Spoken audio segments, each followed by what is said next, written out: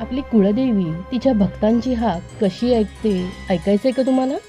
भरपूर इच्छा आहे तुळजापूरला जाऊन देवीची ओटी भरायची, पण काही ना काही कारणाने योगच येत नाही. याच दुरूड शेपायी देवीने नवीन वर्षात म्हणजेच गुढीपाडव्याच्या दिवशी तुळजापूर नाही तर ठाण्याच्या तुळजाभवानी मंदिराचे दर्शन घडवले. अत्यंत सुंदर सुबक असं मंदिर आहे. या मंदिराचं पूर्णपणे दगडी बांधकाम केलेलं आहे.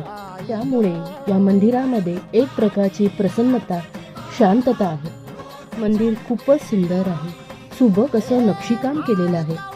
जसं मंदिरात आतमध्ये जात होतो देवीच्या दर्शनाची ओढ लागलेली. या देवी सर्वभूतेषु शक्ती रूपेण संस्थिता नमस्तस्ये नमस्तस्ये नमो नमः.